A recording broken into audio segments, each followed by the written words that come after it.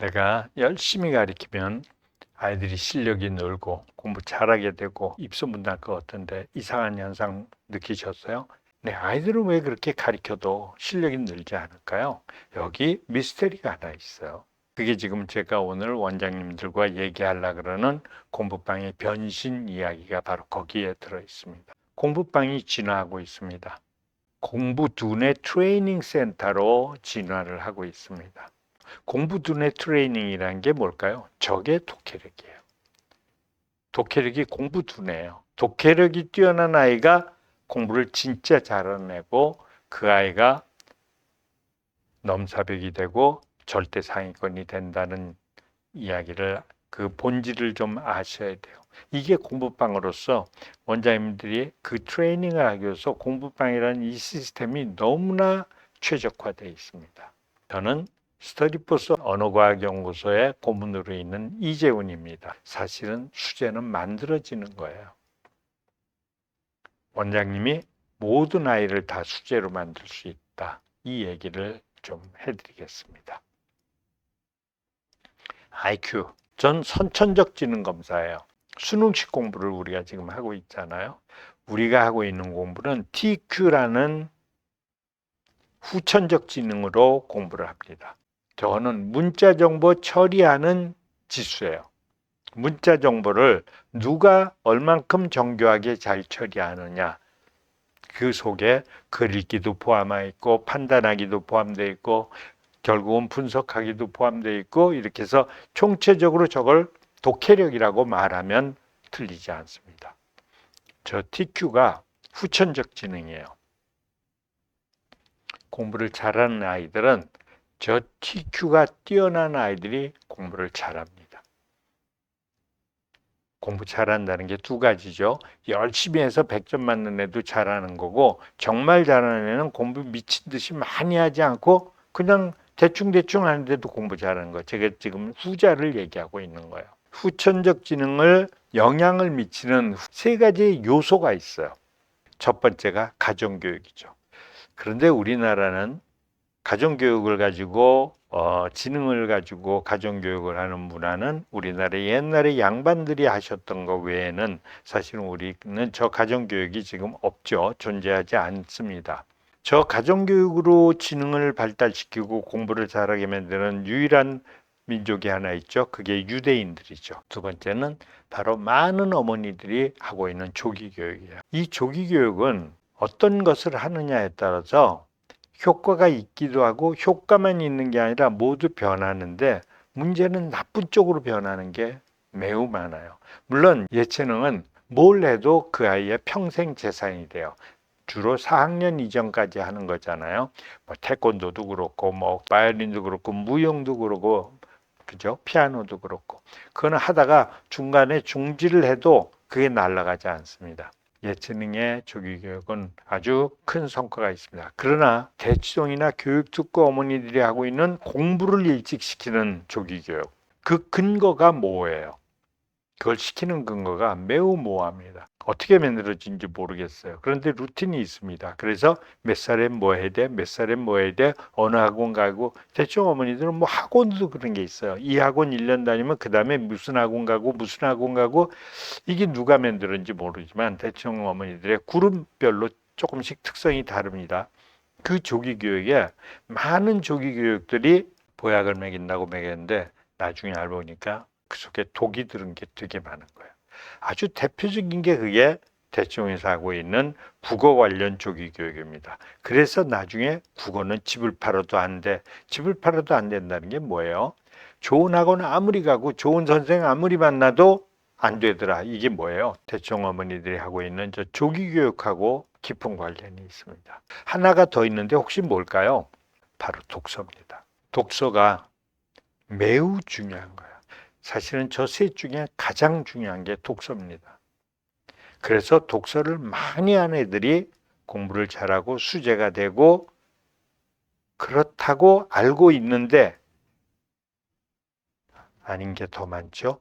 독서를 많이 시켰는데 초등학교 고학년 되면 공부를 못하게 되고 중학교 가도 중하위권으로 밀리고 고등학교 가면 완전히 무너지는 아이들이 있죠.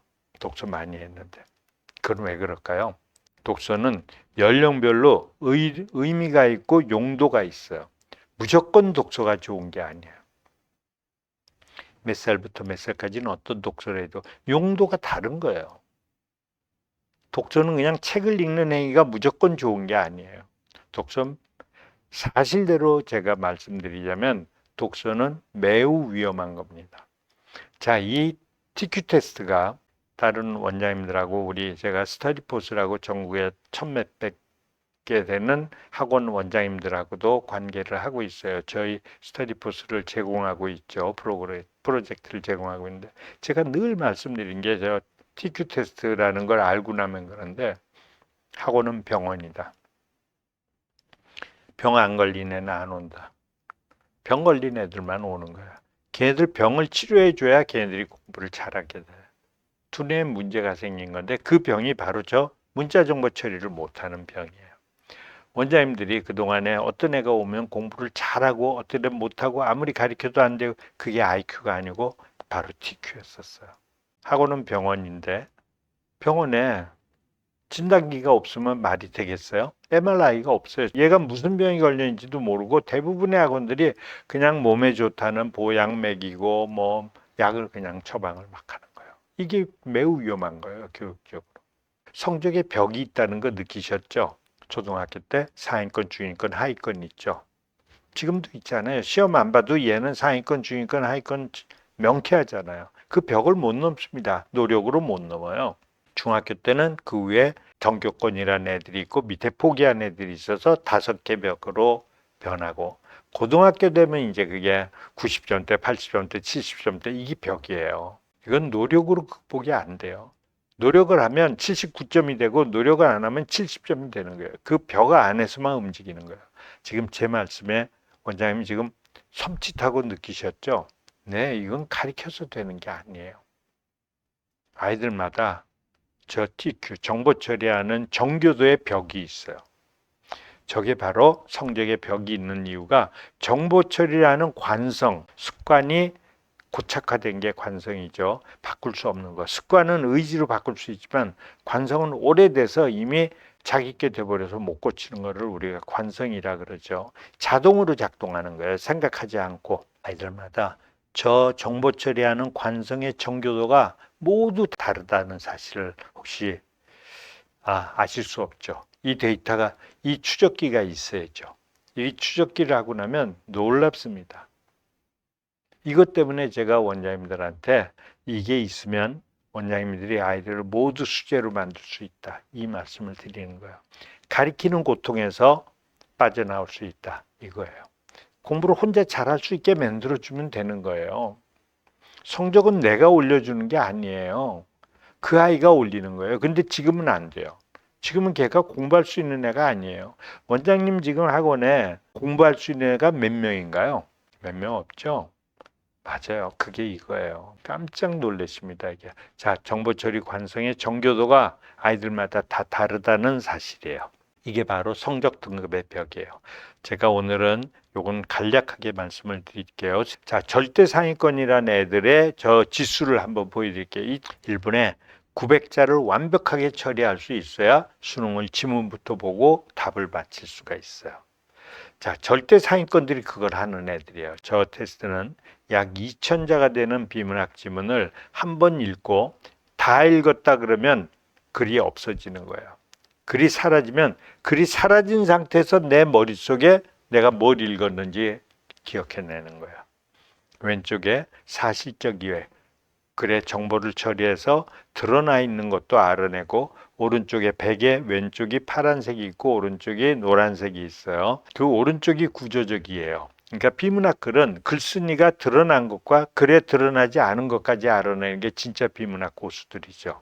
그게 바로 우리가 중학교 때 배웠고 원장님들이 지금 가르치고 계신 유괄식, 미괄식 그게 뭐예요? 네, 글쓴이가 어디를 중요하게 했냐, 이 뜻에 이 글의 중심이 어디가 있냐 이런 걸 보는 거죠. 그것까지 다 알아내는 거예요. 그리고 1084자를 처리해냈죠. 수능은 1분에 900자 이상을 처리해내야 45분 동안 한 문제씩 생각할 시간 겨를이 있고 답을 맞출 수 있어요. 물론 더 빨리 처리한다면 쟤는 그만큼 더 시간 여유가 있죠. 공부 잘하는 애들이 이걸 하는 거예요. 밑줄 하나도 안 긋고 쭉 읽고 답 쓰는 애들이 저게 뛰어난 거예요. 저게 넘사벽들이에요. 절대 상위권. 저건 훈련으로 만들어지는 거예요. 우리의 목표는 저렇게 만드는 거예요. 어렸을 때 4학년부터 시작하면 저게 누구한테나 다 가능하다는 거예요.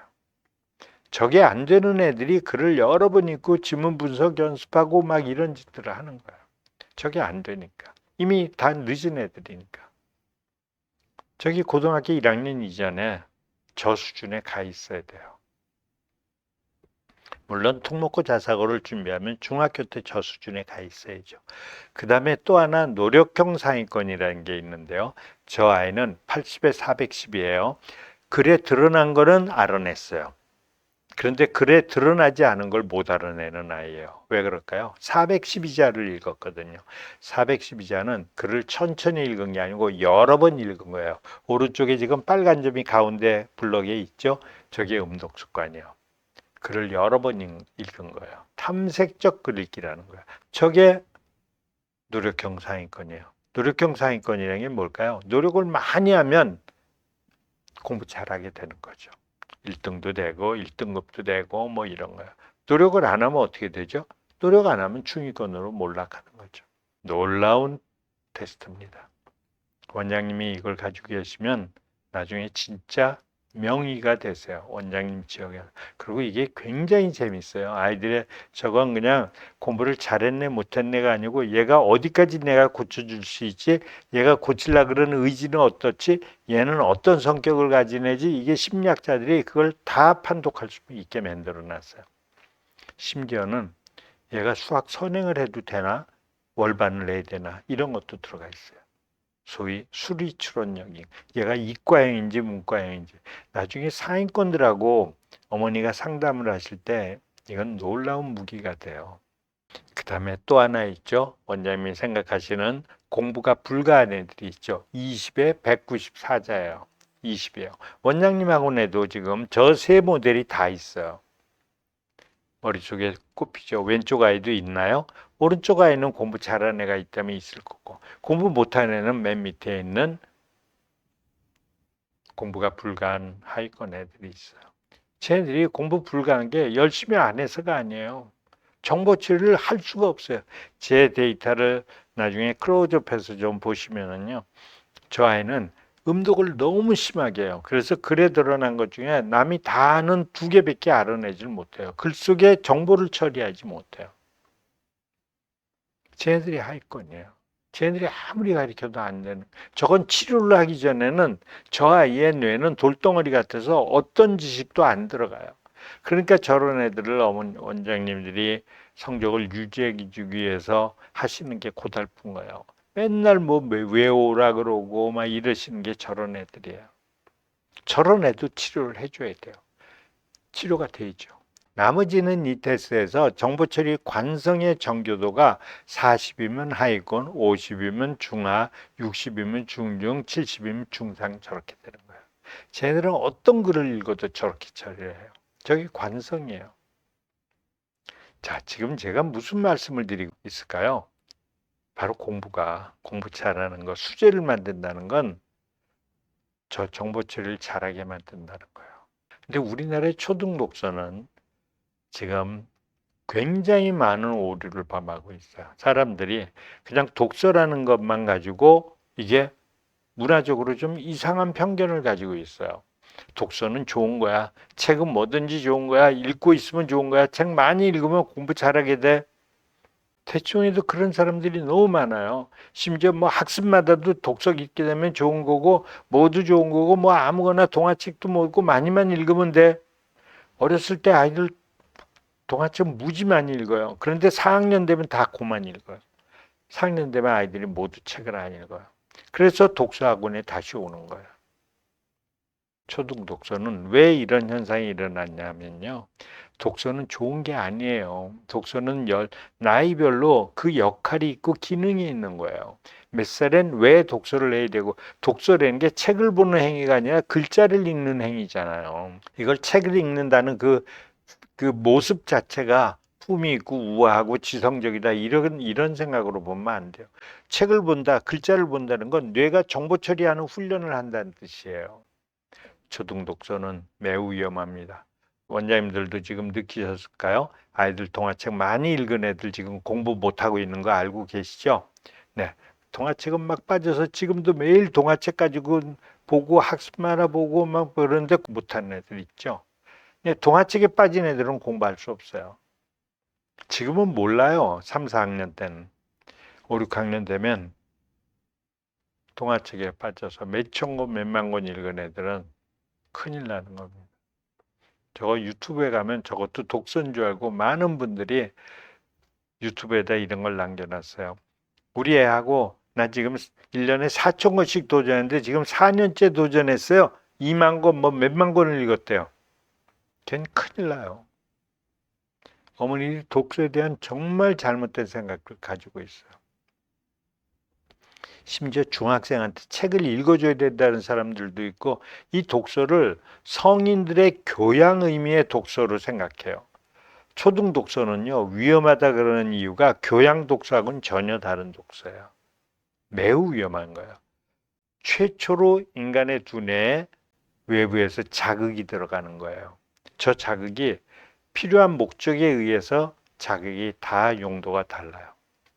자, 초등 독서가 왜 위험할까를 간단히 말씀을 드릴게요. 저 동화책과 스토리북은 음독을 유발해요.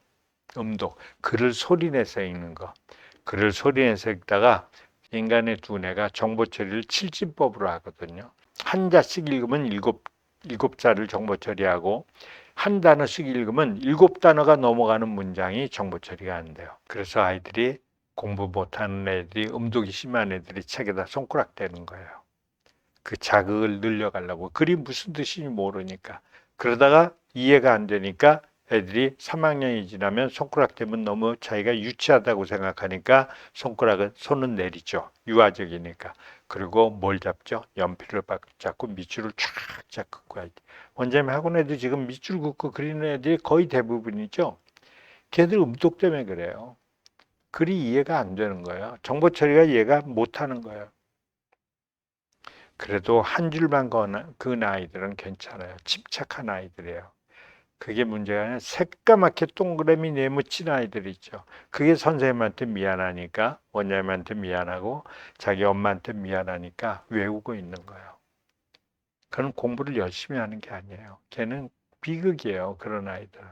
저 음독과 속바람이 동화책을 많이 읽은 애들이 저절로 생기는 거예요.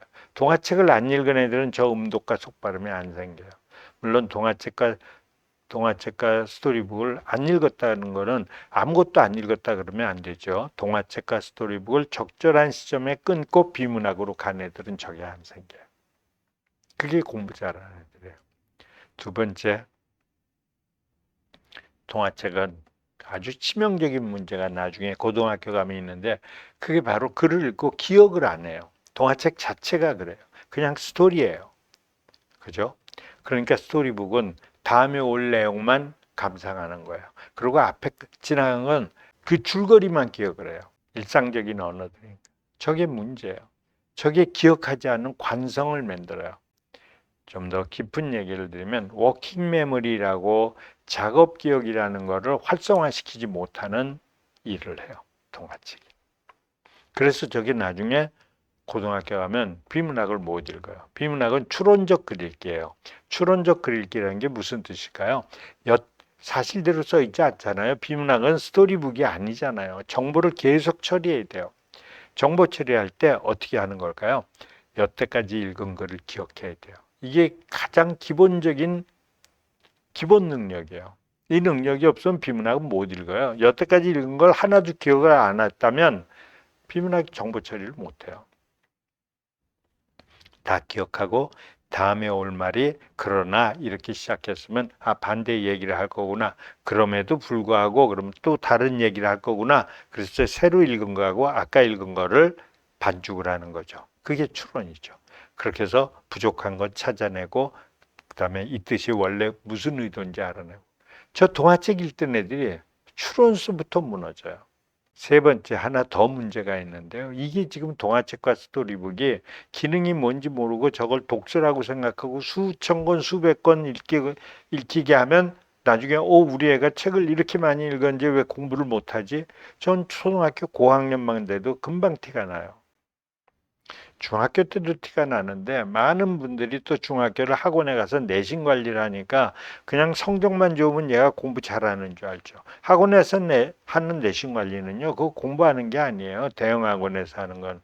그 학교에서 나오는 예상 문제를 먼저 풀어보기 위해서 찍기 하는 거예요. 그건 공부가 아니에요. 학원에서 하는 공부는 공부가 아니에요. 특히 대충에서 하는 공부는 공부가 아니에요. 시험 공부예요. 공부는 학교에서는 공부가 진짜 공부죠. 우리는 공부를 잘하는 애로 만들고 학교 공부를 잘하게 하는 게 우리 비즈니스죠. 공부방의 비즈니스요. 또 하나가 있는데요. 공부에 아주 치명적인데 그게 바로 어휘력 결핍이 너무나 치명적이에요. 원장님들도 이거 다 느끼고 계시죠? 동화책 많이 읽은 애들이 어휘력 없다는 거. 동화에는 어휘가 없어요. 어휘는 비문학에 있는 게 어휘예요. 비문학이라는 글은 무늬만 한글이에요. 70%가 한문입니다. 아이들이 동화책을 읽던 애들이 동화책에는 한자가 최대한 절제돼 있어요. 그렇게 어려운 언어를 쓰질 않아요. 일상 언어니까. 저 어휘력이 동화책을 가지고 독서라고 했던 애들이 심각하게 결핍이 되어 있는 모든 애들이 다 그래요. 저 세 가지는 동화책을 많이 읽은 애들은 모두 결핍되어 있어요. 모두 공부를 못해요. 아주 심각한 문제입니다. 저 독서는 빨리 차단을 시켜야 돼요. 저 독서가 필요 없다는 말씀이 아니에요. 저 독서를 몇 학년까지 더 이상 하면 저 동화책의 폐해에 대해서는 참으로 제가 걱정을 많이 하고 있어요. 저걸 좀 알려야 돼요. 어떤 어머니가 우리 아이가 책을 많이 읽는 거예요. 저 동화책을 뭐 1년에 몇천 권을 읽는다고 굉장히 좋아하세요. 우리 아이는 책을 많이 읽는데요. 그런 제가 아픈 얘기를 해드리죠. 저거 맞게 해드리려고. 뭐라고 얘기를 해도 어머니가 독서는 좋은 거야 라는 고정관념이 있어서 얘기가 안 돼요. 그래서 터득하게 해드려야 돼요. 그때 제가 이 얘기를 해요. 어머니, 제가 지금 독서를 하는 게 아니고 연속극에 빠져 있는 거예요. 그러면 깜짝 놀라시죠. 그게 다 연속극이잖아요. 이름만 바뀌지 똑같은 이야기잖아요. 다 콩쥐팥쥐 이야기잖아요. 여태까지 본 동화책 다 보세요. 똑같은 얘기예요. 시간이 지나면 여태까지 본 연속극하고 똑같아요. 저 에피소드에 빠지게 하면 안 돼요. 쟤네들은 공부할 수가 없어요. 독서 교육은 너무나 중요한 거예요. 특히 저 초등 독서는. 그런데 우리나라의 초등 독서가 너무나 왜곡돼 있어요. 그래서 제가 이게 수제를 만드는데 매우 중요한 과정이 이 초등 독서거든요. 원장님들하고 공부방을 하시는 분들, 한 인간한테 애정이 많은 분들이 공부방을 하시는 거예요. 학원하고는 개념이 좀 다르세요. 그래서 제가 이 독서 교육을 바로잡는 데는 지금 내가 무슨 얘기를 해도 어머니들이 그냥 책만 읽으면 좋은 줄 알아요. 그래서 이걸 솔선수범해서 좋은 독서를 하는 것을 보여줘야 되겠다. 그 중에 어떤 분들이 좋을까? 그러다가 제가 엄마표 교육을 하시는 분들이거나 아니면 공부방 하시는 분들하고 이 거대한 운동을 시작해야 되겠다라고 생각을 하고 있는 거예요. 자, 동화책과 스토리북. 지금 제 얘기를 들으니까 원장님 섬찟하시지 않으세요? 혹시 원장님 자제분 중에서도 조또래가 있나요? 네, 큰일 납니다. 동화책과 스토리북은 중지시켜야 될 나이가 있어요. 수제를 만드는 독서 이야기를 하기 전에요. 초등학교 1학년 독서는 그림책 독서는 왜 하는 걸까요? 그건 문해력을 기르기 위해서 하는 거예요. 글자 가리키는 그 심리학적 로직을 좀 말씀을 드릴게요. 글자를 익힐 때 글자는 그냥 도형이잖아요. 우리 한글은 세종대왕님이 혼자서 디자인을 하셨죠. 그 도형을 뇌가 언어로 인식하게 하는 훈련이에요. 그게 문해력 훈련이에요. 니은과 아를 해서 자음 니은과 모음 아를 하면 나라고 발음하게 하고, 미음과 우를 해서 무라고 발음하게 하고, 그 다음에 나와 무를 얘가 읽고 머릿속에 개념을 정리를 했고 읽을 수 있으면 그 다음에 나와 무를 붙여서 읽게 해주고 그림을 보여주고 이게 그거야 라고 하는 게 나무예요. 이게 문해력을 기르는 거예요. 문자 해독 능력을 기를 때 그렇게 하는 거예요. 기억나시죠? 어렸을 때 그림 카드 이런 게 그게 문자 해독 능력이에요. 아주 기초적인 문해력을 기르는 거예요. 그때 그림이 필요해요. 그래서 그림 카드 뒤에 보여주고 단어 가리키고 이럴 때 자음 모음 합성하고 그러면 이제 처음에는 받침 없는 거를 가리키다가 나중에 뭐 받침 있는 것도 가리키고 뭐 이렇게 하잖아요. 그다음에 이걸 배운 다음에 얘가 글을 제대로 읽나? 한글을 제대로 읽나요? 문해력이 생겼나? 기초적인 그때 아주 기본적인 스토리북을 주는 거예요. 그림이 있는 책을. 그림 동화죠. 글은 많지 않은 거, 한 줄, 두 줄 있는 거. 그때 그걸 얘가 읽기 시작하면 글이 조금 세 줄 된 거, 네 줄 된 거, 뭐 이렇게 해서 늘려주는 거예요. 그게 바로 문해력을 기르는 거예요. 근데 그건 독서가 아니에요. 그건 뭐죠? 네, 그거는 글자 가리키기예요. 리터러시라고 하는 거. 문해력을 문자 해독 능력을 길리기 위한 게 어린이 동화책이에요. 이거는 어디서 언제 끊어야 될까요? 받침을 능숙하게 다 읽고 그 다음에 긴 글도 읽고 한 문장이 막 두 줄까지 내려가고 이렇게 몇 개의 구가 있고 이런 것도 읽을 수 있다. 그러면 얘는 이제 문해력은 완성된 거죠. 근데 그걸 독서라고 생각하고 그런 책을 계속 읽지 않아요? 그럼 나중에 큰 문제가 생겨요. 우리나라는 이렇게 된 게 이 독서가 이렇게 왜곡된 그 글자 가리키는 동화책을 막 매년씩 읽게 되는 이 이유가 우리가 한글 조기 교육을 시켜서 그래요. 너무 일찍. 전 세계가 7살 이전에 글자 안 가리키는 거 다 알고 계시죠? 글자는 논리라서 7살 이전에 고통스럽기 때문에 전 세계 교육은 아이들을 고생하지 않게 하자예요. 대충은 애가 좀 고생해도 서울대만 가면 돼 이런 거고 그분들은 교육에 대한 목표가 좀 다른 분들이에요. 그분들이 시작한 게 한글 조기 교육이에요. 4살, 5살 애들한테 얼마나 고통스럽겠어요. 한글이요. 전 세계에서 7살 이전에 가장 어려운 글자예요. 7살이 지나면 가장 쉬워요. 왜냐하면 인간의 눈에는 7살 때 논리를 받아들일 수 있게 딱 진화를 해요. 7살 이전에는 논리 못 받아들여요. 문자는 논리죠. 그런데 한글은 게다가 전 세계는 자음모음만인데 우리는 받침이 있어요. 얼마나 복잡해요. 논리를 못 받아들여야 돼. 리을, 비읍, 비읍, 시을, 리을, 티귿. 이건 논리가 있지 않으면 안 되는 거예요. 원장님 중에는 아니 한문은 더 복잡하잖아요. 이렇게 말씀하실 거죠. 아니에요. 한문은 5세, 6세, 7세에 제일 빨리 외워요. 한문은 상형 문자예요. 그림이에요. 지금 중국이 쓰는 간체는 저건 상형 문자라고 보면 안 되고 우리하고 일본이 쓰는 게 오래된 상형 문자예요. 그건 그림이에요. 그는 금방 배워요, 아이들이. 자, 수제를 만드는 독서. 제가 이런 얘기를 드리다 보면 초등교육이 우리가 하고 있는 우리 이렇게 공부방 원장님들이 하고 있는 이 초등교육이 우리 한 인간을 만들 때 가장 중요한 시점이에요. 지식을 가르치기 전에 그 아이의 역량을 가르치는 과정이 바로 여기인데 이 교육기관이 우리나라에선 공부방이 맡고 있어요.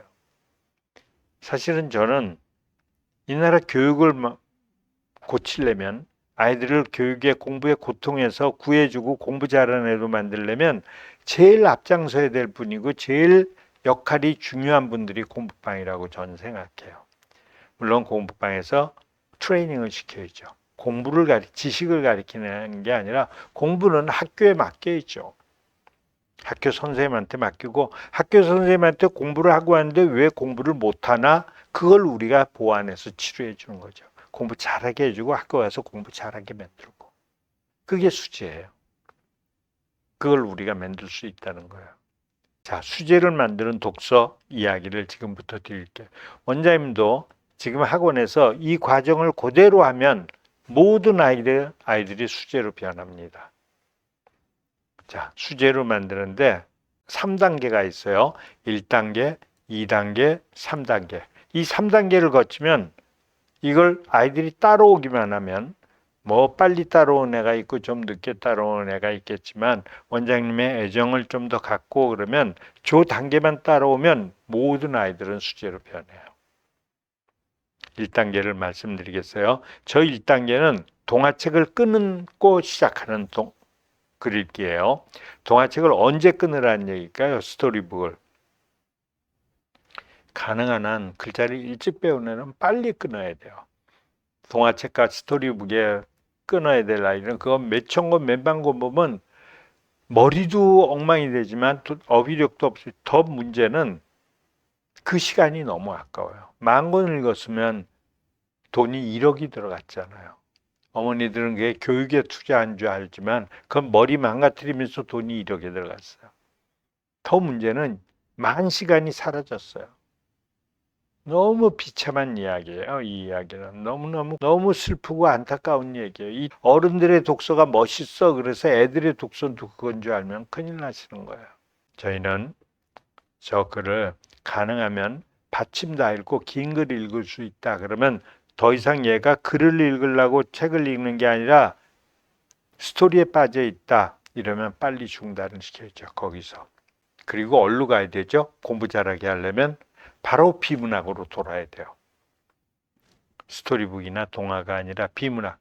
비문학이 뭐예요? 네, 바로 비문학의 본질은 지식과 정보예요.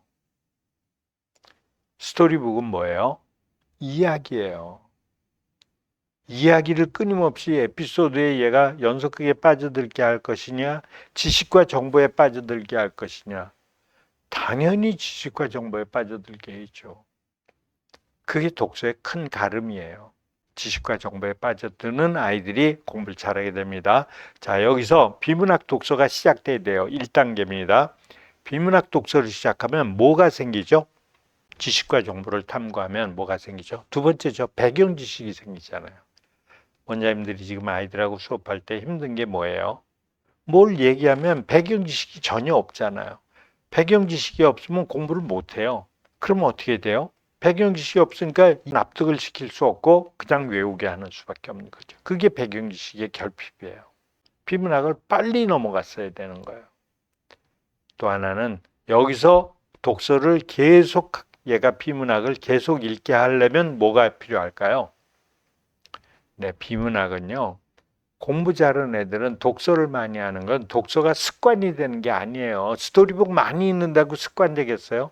걔네들 보세요. 스토리북 4학년, 5학년 때까지 보면요. 그 다음에 비문학으로 못 돌아요.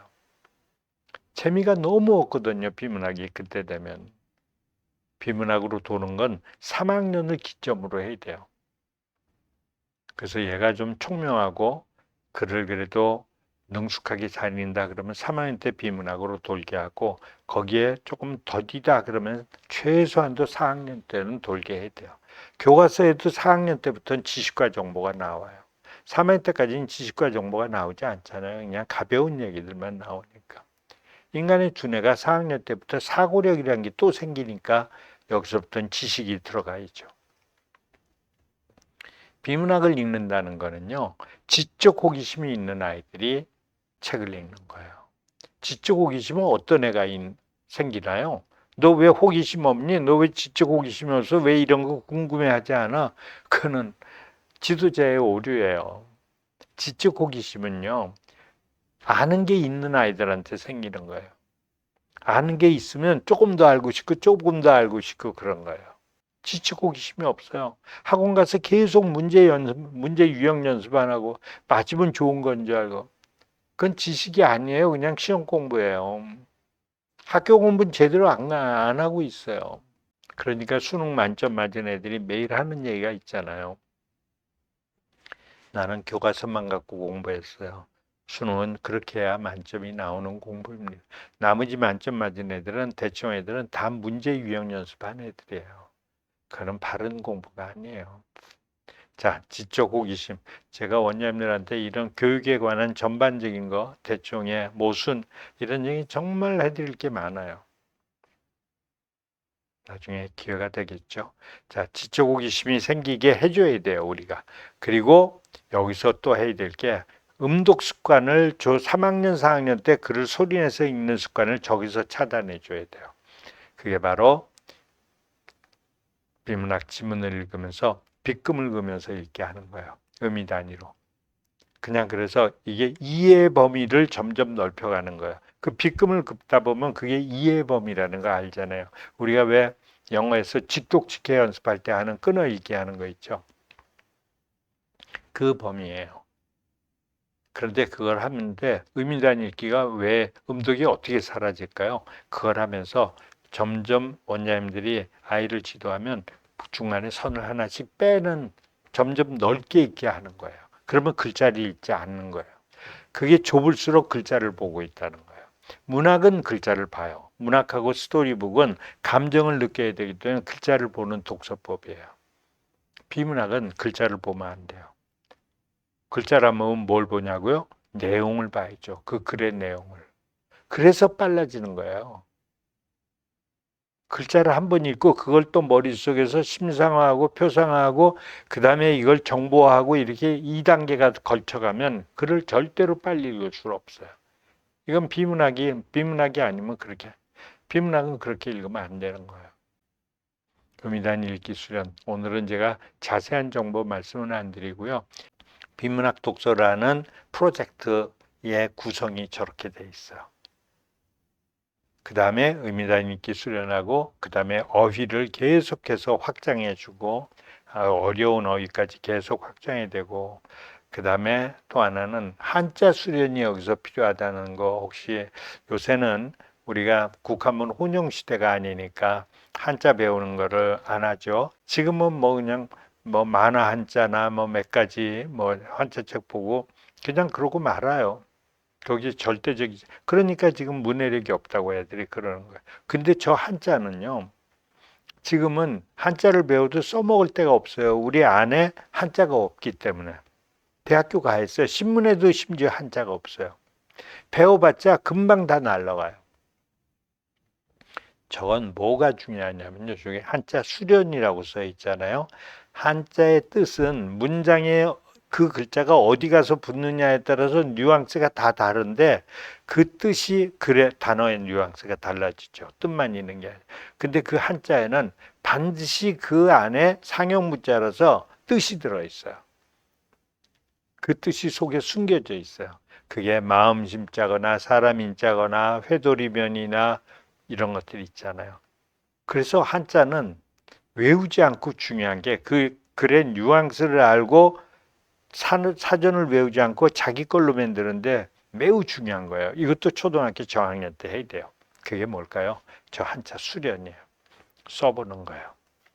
근데 써보는 게 요만한 수첩에다가 그 모는 종이 같은 데다가 이렇게 쓰는 거는 그런 뇌 속에 들어가질 않아요.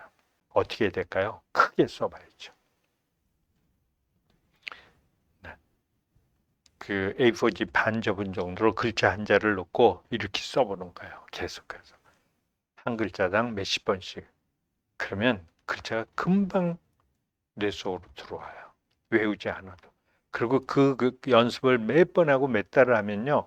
글을 볼 때 이 글자가 몰라도 이게 어떤 뉘앙스고 어떤 글이라고 어떤 의미로 써졌는지는 알게 돼요. 물론 읽을 수도 있어요. 사전 없이도. 한자가 그렇게 돼 있어요. 이 수련이 매우 중요해요. 우리가 공부 잘하는 애로 만들 때 중학교에 올라가기 전에 한자가 능숙하게 하는 게 수학에도 연관이 있어요. 수학의 모든 용어들이 한자예요. 한문이에요. 일본 사람들이 번역해 놓은 거잖아요. 인수, 분해, 함수, 이런 것들이 다 한자잖아요.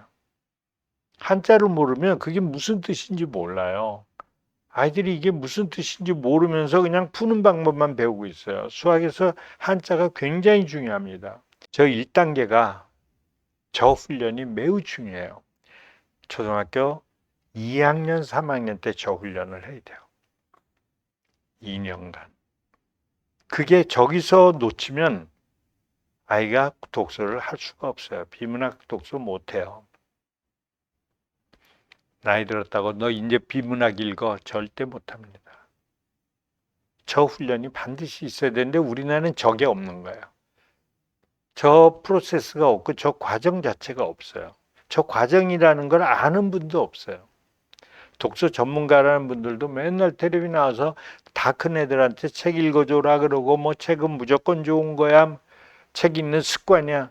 독서는 습관이 아니에요. 공부는 습관이 아니에요. 어떤 분들은 또 공부도 습관이래요. 공부 습관 아니에요. 그건 옛날에 무슨 학습지 회사가 홍보용으로 만든 말이에요.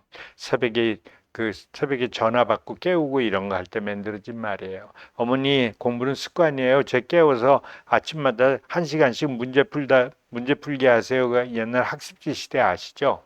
가정 방문하던 그 학습지 시대. 그때 만들어진 말이에요. 그러니까 어머니들 그럴듯하니까 아 공부는 습관이구나. 그게 어떻게 습관이에요? 공부는 지적 호기심이에요. 공부 잘하는 애들은 습관적으로 잘하는 게 아니고 지적 호기심이에요. 물론 공부를 열심히 하는 애들은 습관적으로 해요.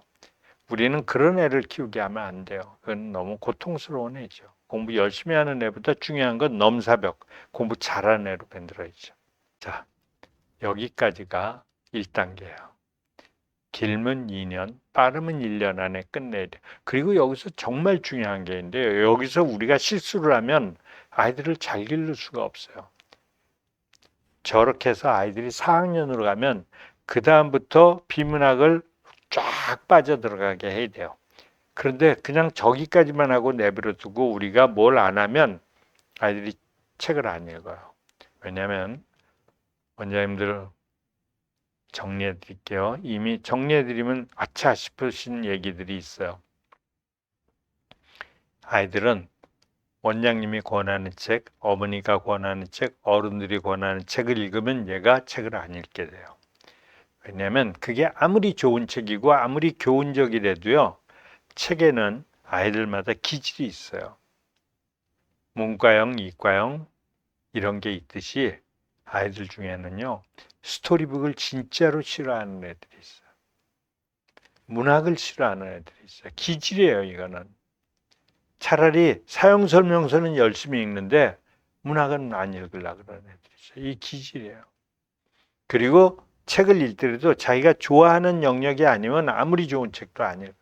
여기서 우리가 교육에서 원장님들이 정말 진심이고 우리가 중요한 게 이 아이가 어디에 관심을 갖나를 관심 영역을 관찰하는 일이에요. 그게 지금 우리나라 교육제도 어떤 교육제도에서도 공부방만큼 관찰을 옆에서 바로 붙여놓고 앞에서 해줄 수 있는 분이 없어요. 학원에서 저걸 못해요. 공부방에서 할 수 있어요. 저는 공부방이 현재 우리나라 이 교육에서 가장 중요한 최전선에 우리 아이들을 만드는 맨 앞에 있다고 생각해요. 원장님들이 어떻게 하냐에 따라서 우리 아이들이 정말 수재로 되느냐 안 되느냐예요. 원장님들이 이 임무를 소홀히 하면 아이들은 다 중학교, 고등학교에서 학원에 빠져서 문제 푸는 기계로 변하게 돼요. 지금 대충 아이들이 그렇잖아요. 그게 공부입니까? 그 공부 아니에요. 걔네들 공부하는 거 아니에요. 문제 푸는 연습하는 거예요. 대학교 가려고. 불쌍하죠. 그러니까 걔네들 고등학교, 대학교 수능만 끝나면 모든 머리에 들었던 게 다 날아가잖아요. 문제 유형 연습은 다 날아가는 거예요. 의미가 없는 거예요. 슬픈 얘기입니다. 그분들은 뭐 그렇게 교육의 목표가 그러니까 그건 어쩔 수 없는 거고 우리는 아이들을 그렇게 키우면 안 되죠. 제가 이것 때문에 공부방 원장님들한테 제발 좀 우리 교육에 진심이자. 그런데 이걸 하고 우리는 가난해지자 이런 게 아니에요. 이걸 하셔야 상위권 애들이 이걸 다 하기 시작하고 이게 공부에 중요하고 걔네들이 수제로 들어가면 나머지 애들도 다 따라오게 되는 거예요. 교육은 그런 겁니다. 상위권이 먼저 움직여야 돼요. 그게 지금 너무나 좋은 시점이 왔어요. 자, 두 번째 단계를 얘기하겠어요. 저건 1년과 2년에 끝나요. 저희가 지금 런칭을 하고 있는 스터디포스 주니어라는 프로젝트예요. 스터디포스 주니어 단계에서 진입 단계, 독해력 이입 단계예요. 진입 단계예요. 그리고 저거는 길면 2년, 짧으면 1년인데 비문학 독서 클럽이라는 프로젝트예요. 비문학인데 그냥 가벼운 비문학으로 해서 비문학으로 진짜 넘어가기 전에 고통스럽지 않게 하고 이 아이가 비문학에 넘어갈 때 관심 영역을 추적하기 위해서요. 독서는요, 간단히 말씀드리면 타는 듯한 갈증에 물 마시는 거예요. 목이 안 타면 물을 안 마시는 거예요. 독서는 그냥 그거밖에 안 되는 거예요. 그게 비문학이에요. 그 사람들이 독서를 해서 뭐 1년에 나는 매일 독서를 그건 그분들의 직업이라 그래요. 그럼 보통 사람들은 그런 거 할 필요 없는 거예요. 우린 타는 듯한 갈증. 우리 아이들에도 책을 읽게 하는 게 교훈을 하게 하고 좋은 책 사주고 혼을 내주고 이게 아니에요. 걔가 궁금한 게 어딘지를 찾아내는 거예요. 모든 아이들은 궁금한 게 어딘가에 있어요. 우리는 공부에만 관심을 가져야 하는데 걔는 어떤 아이들은 포크레인 운전에 관심 갖는 애도 있고 식물에 관심 갖는 애, 그것도 비문학이에요. 깊게 들어가면 그것도 다 학문이에요. 우리가 그걸 찾아줘야 돼요. 그래야 그게 나중에 툭 먹고 자사고 영재고 가는 거예요. 공부방 원장님들의 교육이 이렇게 중요한 교육입니다. 두 번째 단계 말씀드릴게요. 두 번째 단계는 4학년 때 시작하는 것을 저희는 권하고 있어요. 저 코스를 그대로 오면 2학년 때 시작해서 3학년 때 1단계가 끝나고 4학년 때 이걸 가야 돼요. 저거는 오류관성 교정훈련인데요. 저게 바로 스터디포스 교정훈련이에요. 저 오류관성은 무슨 뜻이냐면요. 무슨 책을 읽었든지 간에 어떤 책을 읽었든 3학년이 돼서 4학년이 지나면 이 아이들한테 오류관성이 생겨 있어요.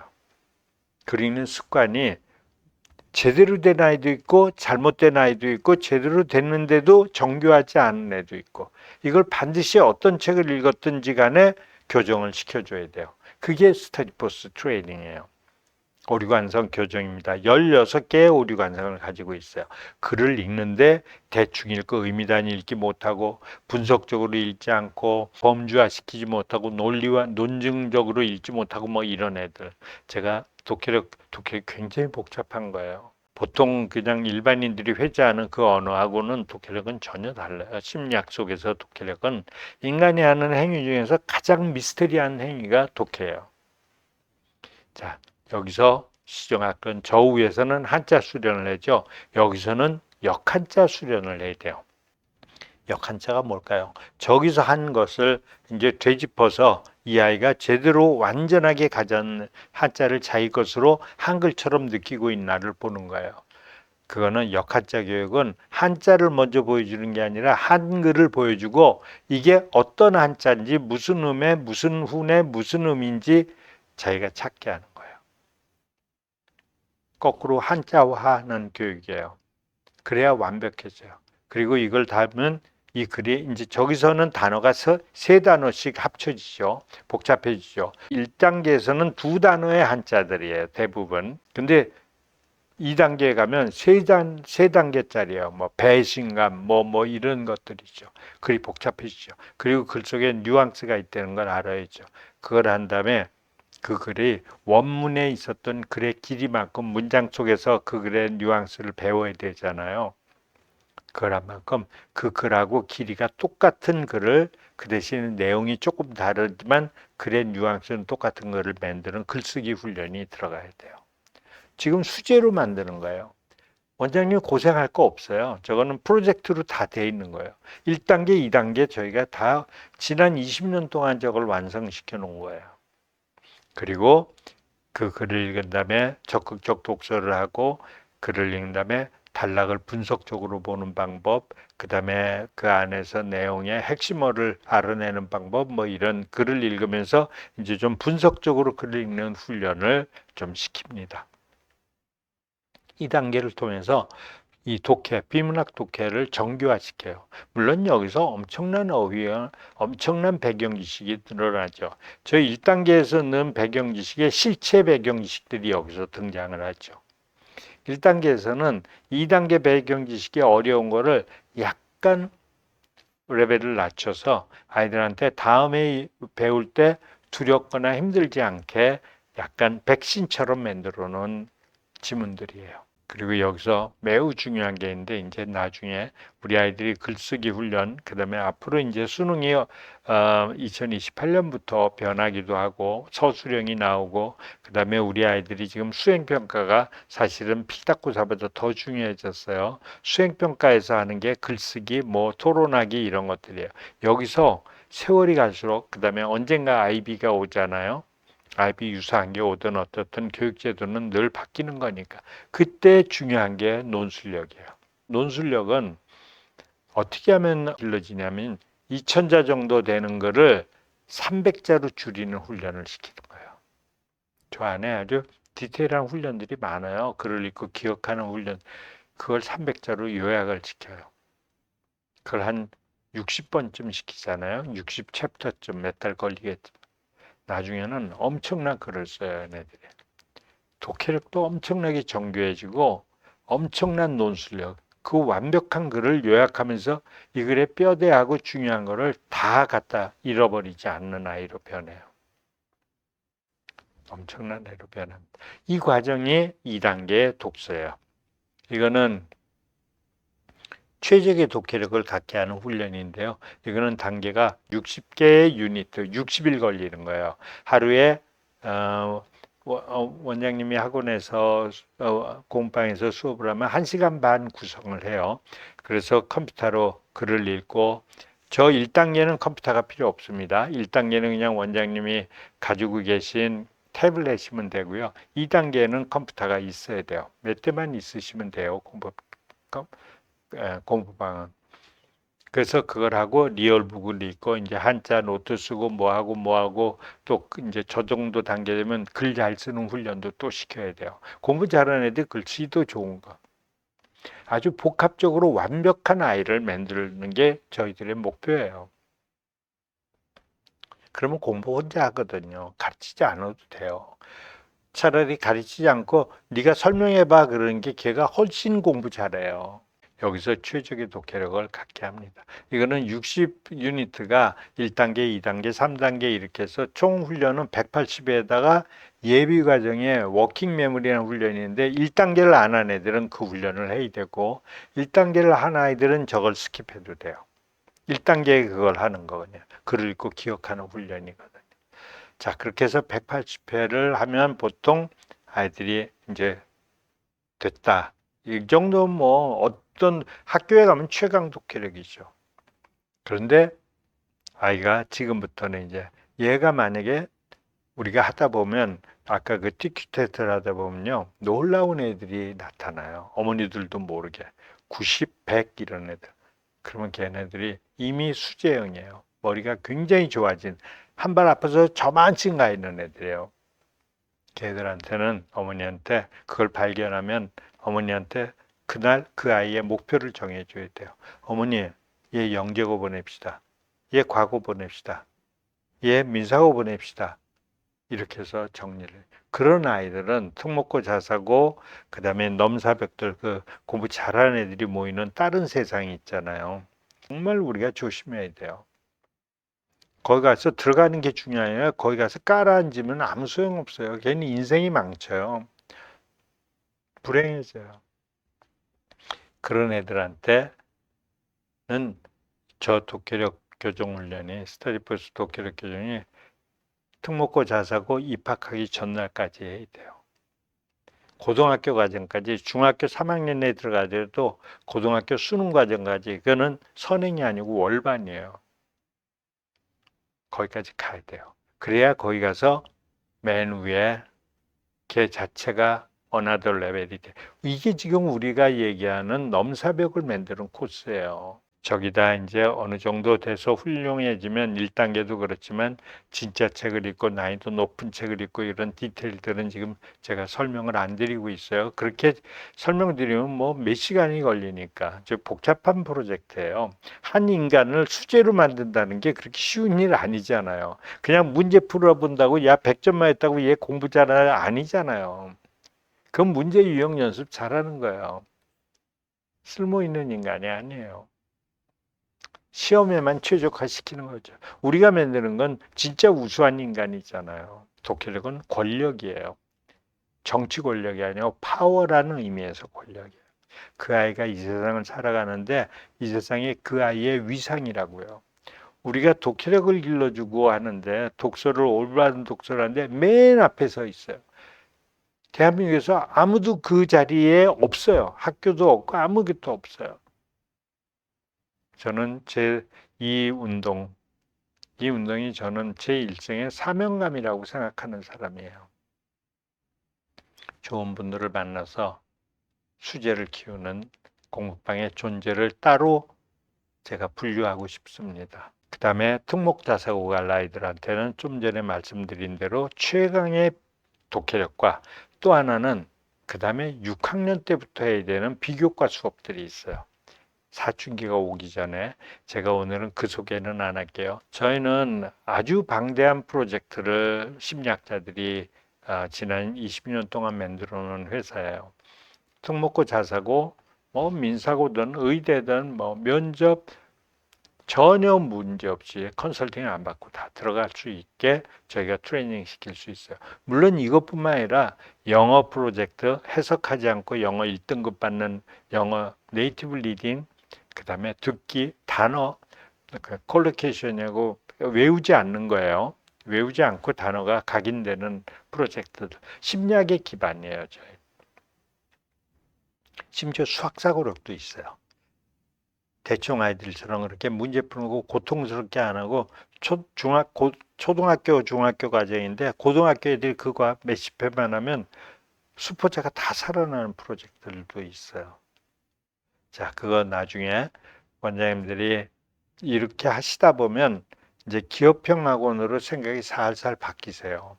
어떤 시중의 학원보다도 원장님이 더 강해졌다는 걸 알아요. 그러면 아까 입소문 나서 온다는 게 뭐예요? 성실하게 한다고 입소문이 나는 게 아니에요. 그 원장님 학원에서 민사고도 보내고 특목고 자사고 영재고 과고를 보내야 그게 소문이 나는 거예요. 그게 입소문이에요. 원장님들 착각해요. 내가 열심히 가르친 게 입소문 나는 줄 알아요. 제가 이 얘기를 드리는 이유는 특목고 자사고 이런데 영재고 민사고 몇 명만 보내면 원장님 아파트에서 10km 떨어진 데도 어머니가 옵니다. 어머니 단지 내에서 오지 않아요. 그분들은 찾아 와요. 원장님이 블로그만 잘 관리하시면 읽어보고 무조건 찾아옵니다. 이게 우리가 만들 수 있는 거예요. 그래서 이런 아이들을 데리고 나중에 이제 특목고 자사고 갈 사춘기 전에 하는 수련, 그다음에 민사고나 이런 데 갈 아이들이 그 넘사벽들이 모이는 애들이 가야 될 또 딥앤 와이드라는 또 수업이 또 있어요. 그래서 저 프로젝트는 조기서부터 시작하면 2학년, 3학년, 4학년에서 중학교 3학년 때까지 원장님 학원에서 전 과목을 다 할 수가 있어요. 어머니들이 원장님들이 이걸 지금부터 수련만 하면 혹시 원장님 공부의 철인이라는 학원 잘 모르시죠? 네, 저희 분당 순회동에 본원이 있는데요. 나중에 저희하고 팀이 되거나 가족이 되면 제가 거기서 교육도 해드리고 저희가 하고 있는 교육이 적어요. 저희 칠판 없어요. 강사 없어요. 강사 한 명도 없어요. 칠판은 아예 없어요. 절대 안 가르칩니다. 가리키는 건 무능한 애들, 공부 의지 없는 애들이니까 강제로 가르쳐서 외우게 하는 거예요. 공부 잘하는 애 만들고 공부 더 잘하고 싶게 만들면 되는 거예요. 그런데 애들이 다 얼굴이 똑같이 생겼어요. 형제, 자매, 남매예요. 이 교육에 어머니들이 한번 이걸 경험하시면 깜짝 놀라세요. 이 교육이. 지금 이 교육이거든요. 원장님도 만약에 저희 공부했잖아요. 그런데 걔네들이 전부 특목고 자사고 갈 아이들, 영재고 갈 아이들, 의대 갈 아이들이에요. 대중식하고 공부하는 방식이 다르죠. 행복하게 공부하죠. 네, 제가 원장님들이 공부방 하시는 원장님들이 저희 기준에 저희 1단계, 2단계까지 오실 때 이분은 진짜 교육자다 이러시면 저희가 로직도 드리고 교육도 해드릴 거예요. 사실 저희는요 맨 위에 1단계 때 저희는 영어 교육도 어머니들이 원장님들이 알고 계신 영어하고 다른 방식으로 영어를 가르쳐요. 저희는 파닉스 이런 것도 안 가르치고요. 그 다음에 책 읽기도 안 가르쳐요. 그 대신에 3년 만에 바이링거 만들어요. 아주 간단하게. 단어도 안 가르치고 읽기도 안 가르치고 아무것도 안 가르치는데 빠른 애는 2년, 늦은 애는 3년 걸려요. 단 초등학교 4학년 이전에. 바이링거 돼요. 완전히 2개국 언어를 해요. 물론 단어 많이 못 들고 책은 이제 능숙하게 비문학책을 읽지 못하죠. 그 단계가 되면 그게 절차기억화됐다는 거예요. 두뇌에 언어 회로가 생기는 거예요. 지금 어머니들이 하고 계시는 엄마표 영어는 약간 모순이 있어요. 저희들이 볼 때는 그게 리딩을 해가지고 하자는데 말을 배우기 전에 리딩 시키는 건 아이한테는 정말 고통이에요. 그건 불가능. 우리 한국말 모르는 사람이 한글을 어떻게 배워요? 거꾸로 생각해 보면 그리고 모국어는요 배우는 게 아니에요. 우리 한국어 배운 적 없어요. 미국 애들 영어 배운 적 없어요. 이건 심리학적 시각에서는 이건 절차교육이라는 거 다른 거예요. 환경만 만들면 미국에 안 가도 여기서 다 되는 거예요. 나중에 공개해 드리겠습니다. 완벽한 바이든 같아요. 네. 이 언어라는 거 수학이라는 것도 수학도 언어거든요. 수학도 언어를 대충 아이들처럼 이렇게 고통스럽게 하는 게 아니라 북유럽 수학을 해야 돼요. 아주 재밌죠. 자, 그 공개 저희가 하고 있는 거 공부의 철인이 하고 있는 거를 다 원장님들한테 원장님들이 따라오셔서 저희하고 동조하시는 분들 나 이 교육 좋아요. 나 마음에 들어요. 그러면 그대로 따라오시면 저희가 다 공개해 드릴 거예요. 그리고 제 생각에는 원장님들이 이렇게 따라오시다가 나 학원 할래요. 이러셔도 좋고 아니면 공부방 그 자체를 하시는데도 훌륭히 따라오고 계시면 제가 거기다가 원장님 학원 앞에다가 지금은 저희가 스터디포스 주니어라고 팻말을 해드릴 예정이거든요. 지금 저희 멤버가 되시면 이제 전국적인 브랜드가 필요해져서 그래요. 스터디포스 주니어예요. 어머니들이 스터디포스라는 상위권 어머니들은 스터디포스를 너무 잘 알아요. 그때 공부에 처린 주니어 이렇게 해드릴 용의도 있어요. 그래서 원장님의 여건이나 이런 걸 받으면 이분은 특목고 자사고 저 특수시장에 상위권 애들 저기 들어가겠다. 저 특목고 자사고 들어가는 아이들 보내는 거 굉장히 재밌고 굉장히 공부돼요. 원장님. 나중에 꼭 경험하세요. 지금 두려우신 건 그게 뭐 힘들어서가 아니에요. 안 해봐서 힘든 거예요. 안 해보셔서. 이게 그거예요. 이게 그대로 가면 얘네들이 다 특목고 자사고 영재고 과거에 그대로 가요. 단 우리가 기질을 먼저 발견해야죠. 기질이 바로 2학년, 3학년 때 얘네들을 발견하는 거예요. 제대로 가르치면 되는 거죠. 그러면 걔네들 고생 안 하고 아주 행복하게 가요. 문제는 거기 들어가서도 넘사벽이 돼요. 자, 이게 수제를 만드는 독서법입니다. 원장님들 지금 공감이 가시죠? 네. 네, 이게 공감이 안 가시면 제가 영상 좀 보여드릴게요. 독해력이라는 게 뭔지. 사실은 제가 지금 완벽하게 다 설명은 못 드렸어요. 저게 아주 복잡한 거기 때문에 그렇습니다. 그래도 큰 줄기는 다 말씀드렸어요. 자, 이게 지금 우리가 할 일이에요. 우리 비즈니스 맨 앞에 제가 전략적인 학원이 돼야 된다. 지금 시대를 읽어야 된다. 이 시대가 지금 독해력 시대가 갖고 국어가 판가름나는 시대다. 그 다음에 우리가 이렇게 힘들고 그런 거는 우리가 시스템화하지 못하고 아이들을 가르쳐야 된다는 이 관습에 의한 생각이다. 가르친다고 되는 게 아니에요. 상위권 애들은 가르쳐서 되는 게 아니에요. 여태까지 원장님들이 이 방법을 모르셨어요. 저희를 모르셨으니까 공부를 잘하게 만드는 도구가 있으면 되는 거예요. 저희가 가지고 있는 저 도구가 모든 아이들이 어느 정도 공부를 잘하냐면요. 절대 상위권이 돼요. 우리는 공부할 수 있게 만들어내고 공부하고 싶어지게까지 하죠. 공부할 수 있게 만드는데 본인이 공부하고 싶어 하지 않는 건 그건 어쩔 수 없어요. 그건 걔 잘못. 저희는 중간고사도 내신도 관리하는 법이 되게 달라요. 지금 학원이나 공부방 원장님들이 내신 관리하는 거고 전혀 달라요. 깜짝 놀라실 거예요. 저희가 관리하는 방식. 공부 다 잘하죠.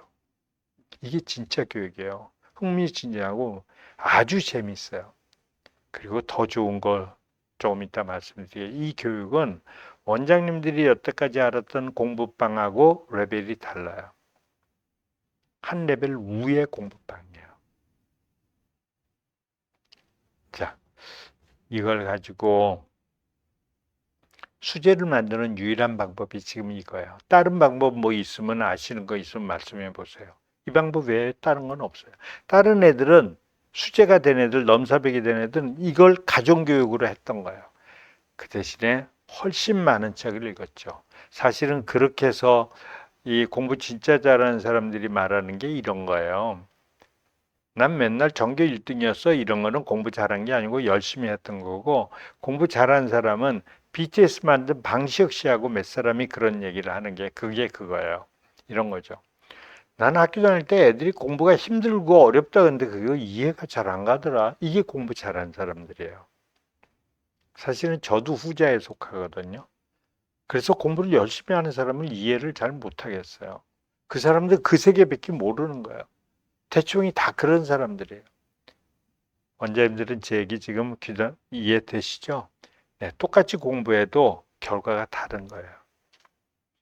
수제를 만드는 유일한 방법이에요. 이게 조기 교육도 아니고 가정 교육도 아니고 바로 독서예요. 근데 독서를 아이들한테 그냥 맡기고 어머니들이 하면 너무 힘들어요. 방대한 책을 읽어야 돼요. 정말로 한 초등학교 때부터 시작해서 동화책부터 시작해서 수능 보기 전까지 그대로 해서 그 수능의 독서 영역을 마치려면 난이도가 높지 않은 책이면 한 3,000권쯤 봐야 돼요.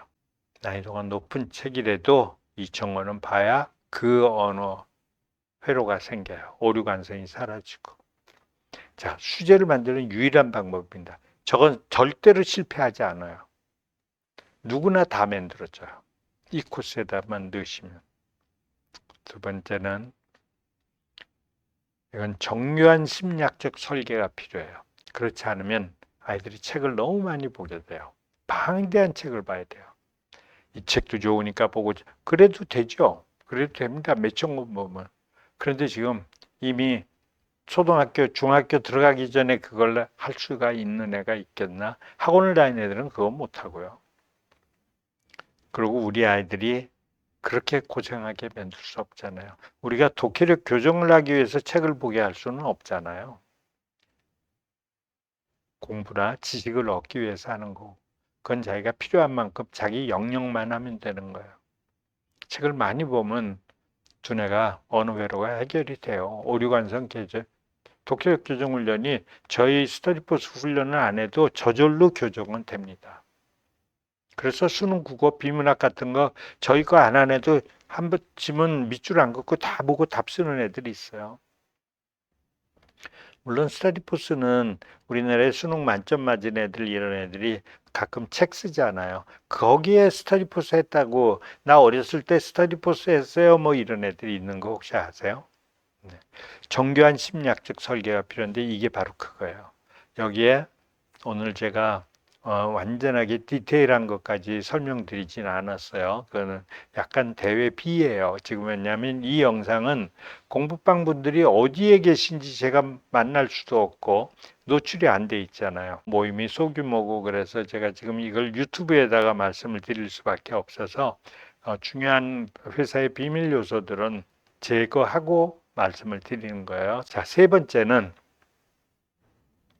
이게 최고의 초등학교, 중학교 교육 비즈니스예요. 그게 우리의 사업이라고요. 사업이라는 게 뭐죠? 공부방에서 여태까지 우리가 아이들한테 청구했던 비용보다 훨씬 더 많은 비용을 청구할 수 있어요. 상위권 시장으로 들어가면, 특목고 자사고 시장으로 가면, 그 다음에 공부방을 하면 아주 특수하게 몇 아이는 중학교 뭐 심지어 고등학교 갈 때까지도 안 그만두지만 보통의 애들이 4학년 되면 다 그만두고 학원으로 가고 막 멀리 어머니들이 대형학원 보내고 그러잖아요. 특목고 자사고 꿈꾸는 애들. 그런 게 없어져요. 원장님이 이 비즈니스를 할 수 있어요. 저게 전부 그거예요. 이게 원장님의 전부 비즈니스예요.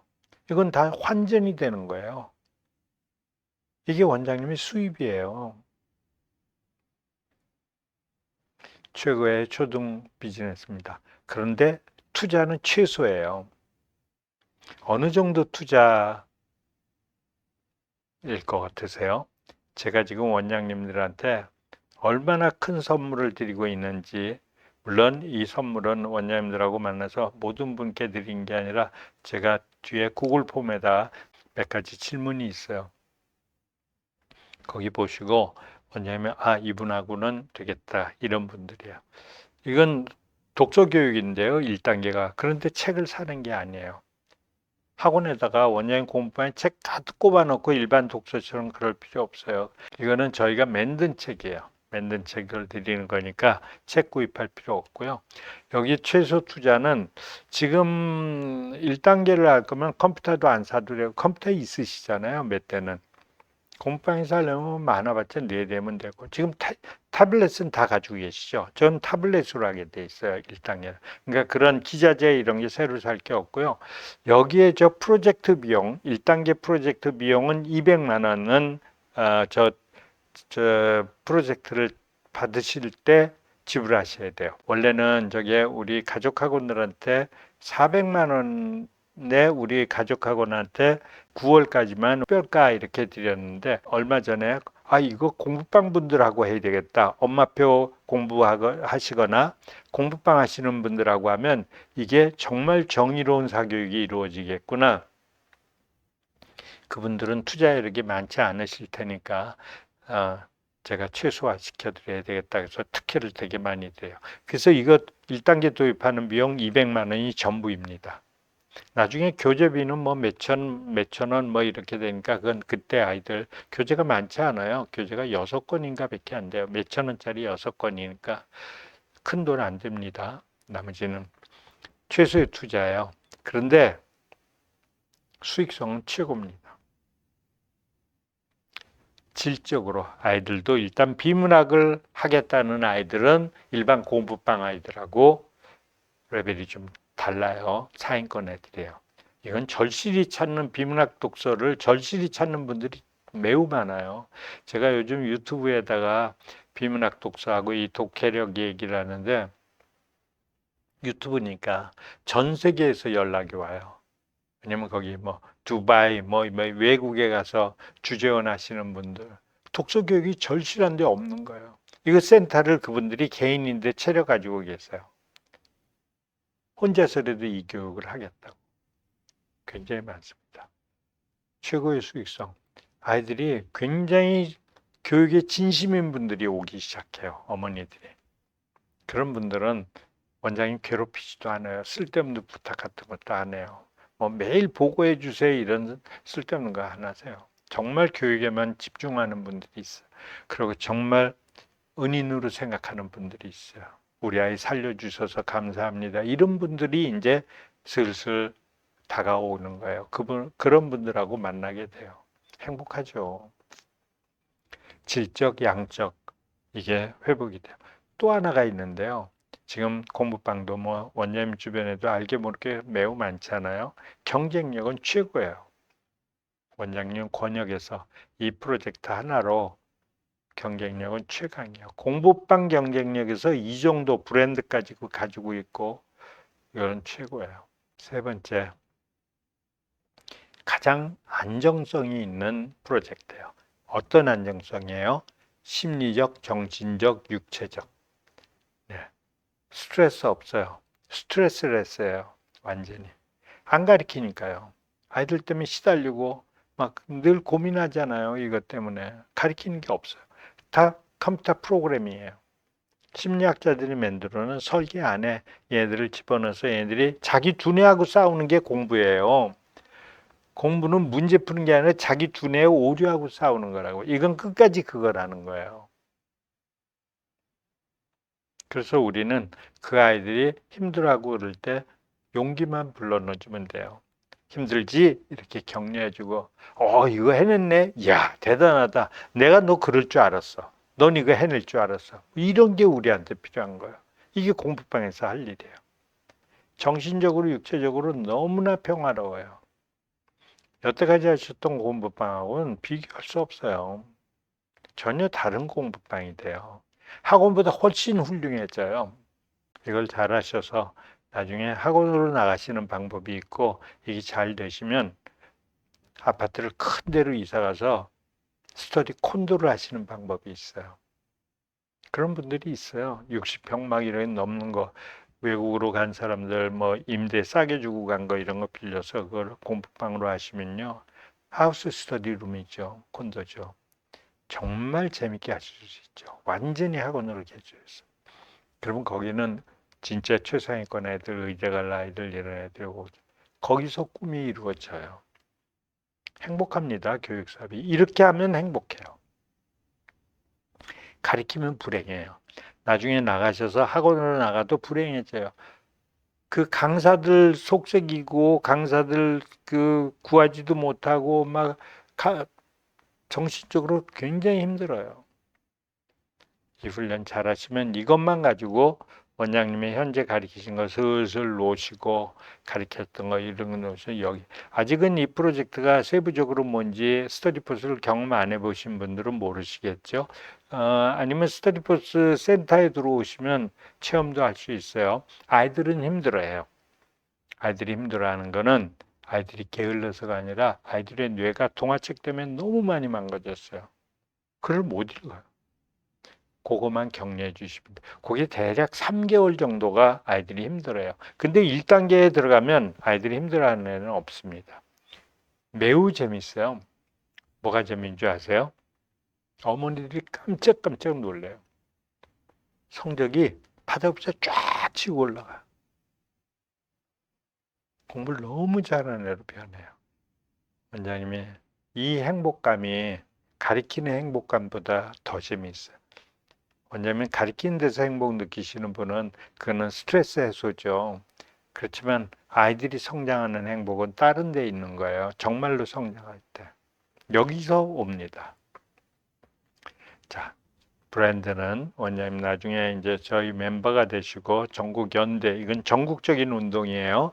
되면 스터디포스 주니어라는 저 엠블렘을 드릴 거예요. 그리고 밑에다 이제 원장님 지역에 만약에 원장님 학원이 롯데캐슬이다 그러면 거기에 원장님이 원하시는 이름, 아파트 이름이나 뭐 이렇게 해서 무슨 캠프 저렇게 해서 저 팻말을 만들어 드릴 거예요. 저걸 가지고 나중에 명함도 만드시고 전단지도 하시고 이러면 저걸 외부에 붙이면 저희가 중화해서 유튜브로 이제 계속 저 스터디포스 주니어 홍보를 시작하고 그다음에 광고하고 그러면 이제 브랜드가 생기시는 거죠. 나머지는 준비하실 게 하나도 없어요. 그냥 공부가 좀 남았어요. 스터디포스하고 아이들에 대한 공부하고 독해력에 대한 공부. 그건 저희가 시켜드릴 거예요. 공부하는 거 원하시는 게 저희 멤버가 되는 거에 첫 번째 조건이에요. 조건 하나 더 있습니다. 첫 조건 하나 더 있는데 화장실이 2개 돼야 돼요. 공부방이 화장실이 1개인 화장실엔 저희가 좀 걱정스러워요. 아이들 정말 스트레스 많아요. 남자 여자 같이 다니는데. 자, 원장님 공부방의 경쟁력을 차원 이동시켜 드리는 프로젝트예요. 이게 저희가 하고 있는 스터디포스 주니어. 경쟁자가 존재하지 않아요. 그게 아까 비문학 독서 클럽 1단계에서 하는 거. 이건 경쟁자가 없어요. 지금 우리나라 존재는 우리나라의 독서학원은 전부 비문학이 아니고 문학이에요. 문학이라고 볼 수 없죠. 스토리북하고 동화예요. 더 중요한 거는 거기서 비문학을 보든 안 보든 대외적으로 시그널을 저희가 최초로 줘요. 우리가 비문학 독서 클럽이다. 이게 올해 우리가 탄생하는 거거든. 이 운동 때문에 제가 올겨울 캠페인 때문에 원장님들한테 지금 많은 특혜를 드리면서, 물론 10월까지입니다만은 많은 특혜를 드리면서 전국을 큰 깃발을 들고 아주 큰 파티를 만들려고 하는 거예요. 그래야 내년 후년까지 우리가 최고라고 인식되고 각인이 되죠. 소비자 머릿속에. 제가 원래 마케팅을 하던 사람이라 홍보와 마케팅에는 제가 아주 완벽한 도움을 드릴 거예요. 제가 사적으로 젊은 시절에 뭘 했었나 이런 거는 나중에 사석에서 알려드릴게요. 저는 학원업 쪽에 있었던 사람이 아니에요. 저는 심리학자들하고 이 교육을 쇄신하기 위해서 그동안의 프로젝트를 20년 동안 해왔던 사람이고, 이제 모든 것들이 라인업이 다 끝났어요. 그래서 이제 우리나라 정의로운 사교육을 좀 구현해보자. 이렇게 가다는 애들이 다 정말 페인이 돼요. 너무나 공부 때문에 고생을 하고 있어요. 공부는 그렇게 힘든 게 아니거든요. 자, 저건 총 투자비가 200만 원이에요. 10월까지 공부방하고 지금 해야 되겠다 그러는 건 제가 최근에 생각이 바뀌었어요. 공부방 원장님들하고 이러면 진심인 분들을 정말 많이 만날 수 있겠구나. 그분들하고 내가 전국적으로 이 나라 사교육을 완전히 새로 출발해야지. 그리고 어머니들도 글로 모두 모이게 해서, 맘카페는 일반 어머니들이 모이는 데고, 교육을 생각하는 어머니들이 오시는 약간 좀 더 지적이고 교육적이고 이런 분들이 모이시게 하려고 전국적으로 모여서 교육 얘기를 하려고 카페를 하나 만들어 놨어요. 그 이름은 나중에 공개해 드릴게요. 자, 원장님한테 지금 총 투자비는 200만 원이 전부예요. 그 외에는 저희한테 내실 게 하나도 없고, 원장님이 준비하셔야 될 거나 부자재를 사셔야 될 게 하나도 없어요. 복사기는 하나 있어야 될 텐데 복사기는 있으시잖아요. 자, 이게 전부입니다. 그래서 원장님들이 가볍게 제 손을 잡고 저도 같이 갑시다, 이렇게 가볍게 하시게 만들고 싶어요. 그래야 이 나라 교육을, 아이들을 불행하지 않게 만들어요. 또 하나가 아까 두뇌 성능, 공부 두뇌 성능을 바꾸는 게 독해력 교정 훈련. 저게 스타디포스 독해력 교정 훈련이에요. 정말 유명한 훈련이에요. 방대한 훈련이에요. 저건 초등학교부터 고등학교까지 단계적으로. 저거는 모든 아이가 훈련만 견디려면 다 1등급 되는 거예요. 재수 안 해요, 저 훈련만 있으면. 그리고 저 훈련 얘기는, 저게 어떤 훈련인지는 오늘은 여기선 얘기 안 하고 다른 영상 몇 개 보세요. 깜짝 놀라시는 훈련이에요. 딱 한 가지 훈련의 문제점이 있는데요. 그건 바로 훈련은 지루하다는 거예요. 모든 문제 푸는 것보다 학원에서 하는 것보다 훨씬 지루해요. 왜냐하면 훈련은 관성과의 싸움이거든요. 모든 훈련이, 운동선수가 하는 훈련도 그렇고 골프할 때 하는 훈련도 그렇고 모든 게 관성하고의 싸움이에요. 그래서 똑같은 걸 계속 다시 해야 돼요. 똑같은 것처럼 보여요. 자기 뇌하고 싸움입니다. 이게 지루하죠. 원장님들 그것만 아이들하고 잘 관리해 주시면 되는데, 그는 뭐 저희가 이미 오랫동안 저희가 순회동에 공배철이라는 연구소처럼 해서 학원도 하고 있어요. 아이들 연구하기 위해서 원장님들한테 노하우를, 실전적인 걸 보내드리기 위해서 연구소를 하고 있습니다. 거기서 이미 많은 실험을 해서 아이들이 다 저걸 극복할 수 있는 언어도 만들고 로직도 만들고 퍼포먼스도 만들어서 원장님이 혼자 속타하거나 괴로워하실 일은 없어요. 자, 이거는 원래 저거는 하려면 트레이닝 센터라는 센터를 하나 개설을 해야 돼요. 온라인 센터입니다. 저 센터가 국어, 영어, 저건 매우 비싼 거예요. 제가 아무 분이나 못 들어오게 진입장벽을 사람들은 낮추려고 그러는데 저는 계속 높이는 사람이에요. 교육은 진입장벽이 높아야 된다고 생각해요. 아무나 들어와서 막 돈만 벌려고 그러는 사람들하고는 저는 교육하고 싶은 마음은 없어요. 그건 애들을 망치잖아요. 우리는 돈을 벌겠지만. 저거는 국어, 영어, 수학이 다 있는데요. 수학을 빼고도 저거는 국어하고 영어, 초등학교, 중학교, 고등학교까지 하면 저건 도입비가 1,000만 원이에요. 그리고 영어를 빼면 영어는 아주 특수한 분들한테만 쓰게 하기 때문에 영어를 빼면 초등학교, 중학교, 고등학교가 500만 원이에요. 그리고 초등학교가 200만 원, 초등학교 코스. 그다음에 중학교 코스까지 하면 300. 그리고 고등학교 하면 500인데 제가 원장님들 공부방의 형태를 보면 초등학교, 중학교까지는 300만 원을 그냥 돈 안 받고 면제해 드리고 센터를 개설해 드리려고 그래요. 사업부하고 제가 다툼이 많았죠. 우리 본사에서 우리 기존의 가족학원 원장님들한테도 이런 특혜를 보인 적은 없어요. 저는 할 말이 있어요. 원장님들은 아파트 단지 내에서 하니까 남 해방도 안 놀고 범위가 크지 않으시고 또 공부방이라는 특징이 있으니까 나중에 학원으로 나가실 때는 아마 약간의 차지가 생길 수 있겠죠. 그 차액 같은 거 아니면 고등학교로 올라갈 때. 그러나 지금은 저걸 비문학 독서클럽의 초등학교 2학년, 3학년 걸 완성시키려면 4학년, 5학년 프로그램이 있어야 돼요. 중학교까지. 그래서 중학교까지 원장님들이 특목고 자사고까지 보낼 수 있는 특목고 자사고는 고등학교 과정이 필요하네요. 여하튼 중학교에서 우수하게 만드는 과정까지는 도입비가 300만 원인데 현재는 도입비를 안 받을 생각입니다. 저 트레이닝 센터를 무료로 개설해 드릴 겁니다. 정말 큰 특혜예요. 저 스터디포스가 창업되고 처음 있는 일이에요. 저한테 공부방 원장님들 여러분들은 너무나 소중해요. 제가 엊그저께 이거 공부방 분들하고 하면 이거 완전히 이 독서 운동의 혁명이거든요. 동화책에 빠져 있는 애들 제발 구해야 돼요. 저건 서점하는 분들만, 책 파는 분들만, 전집하는 분들만 도움되는 거예요. 제 애들한테 너무나 비참한 거예요. 이 운동을 저 혼자 할 수 없잖아요. 그래서 제가 원장님들하고 공부방 원장님들하고 같이 하면 되겠다.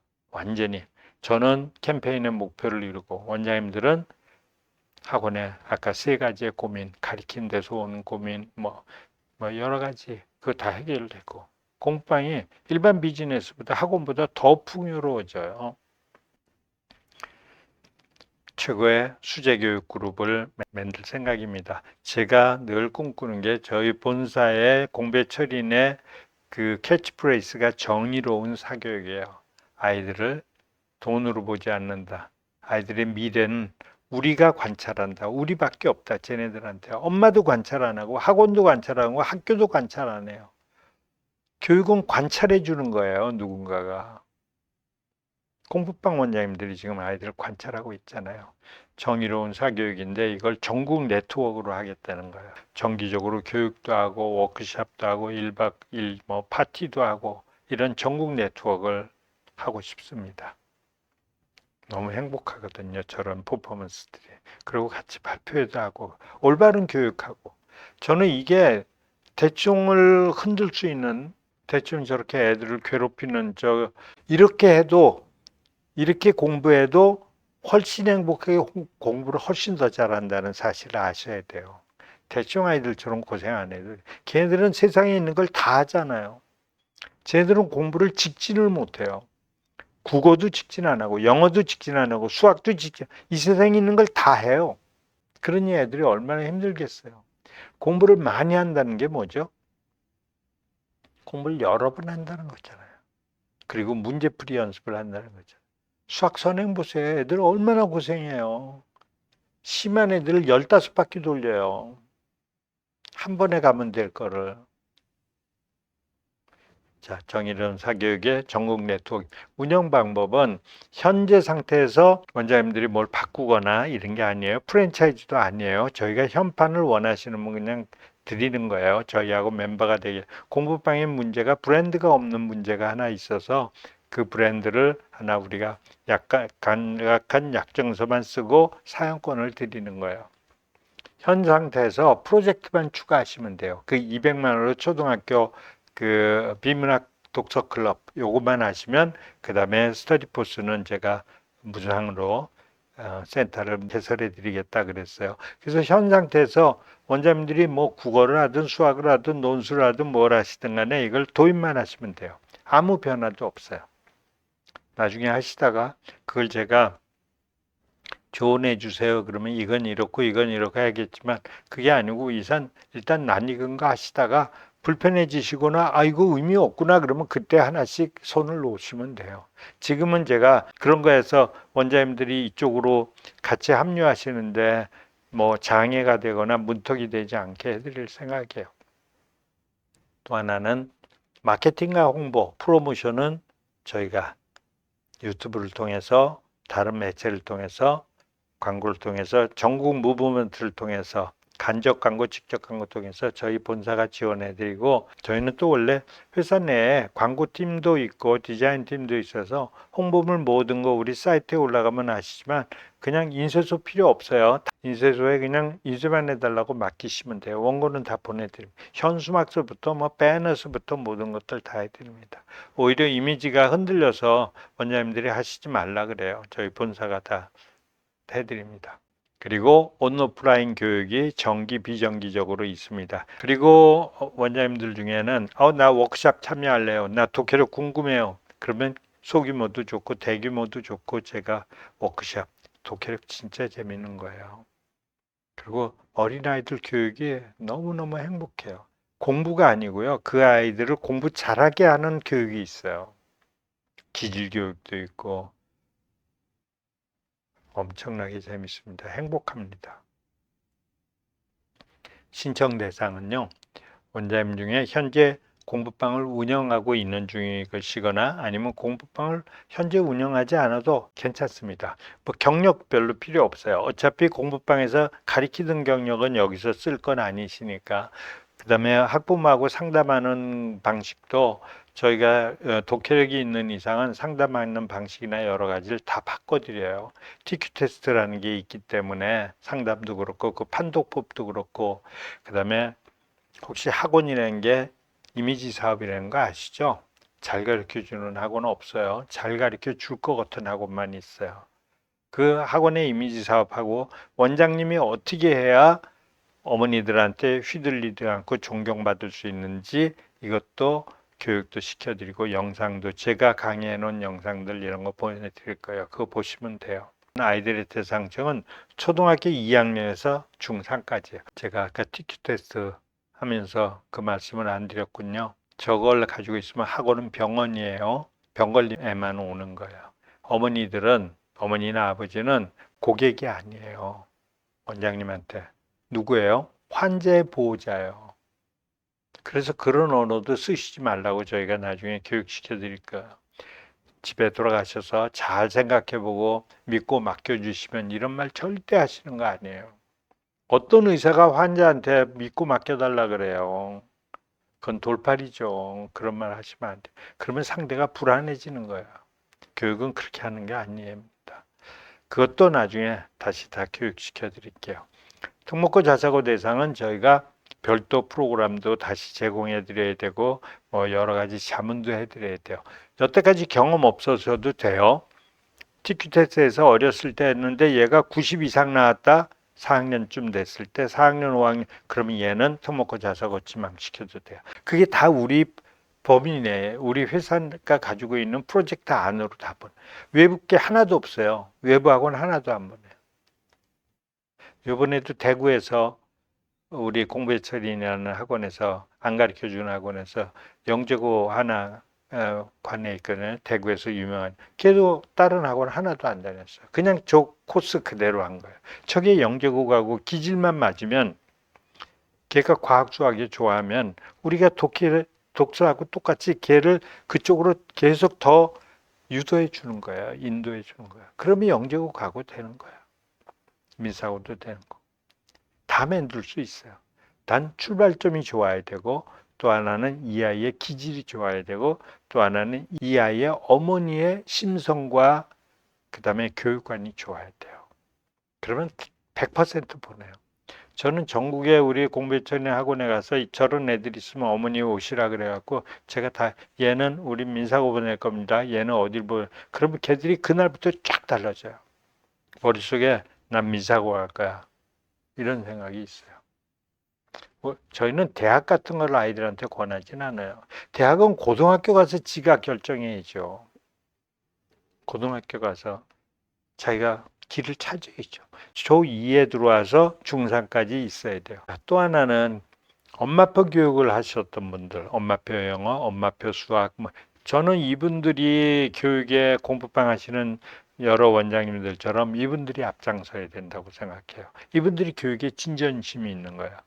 비록 내 아이만 잘 되게 하겠다 이렇게 생각하셨는지 모르겠지만 기성 사교육이 옳지 않다는 생각을 하신 거거든요. 애를 괴롭히고 싶지 않다.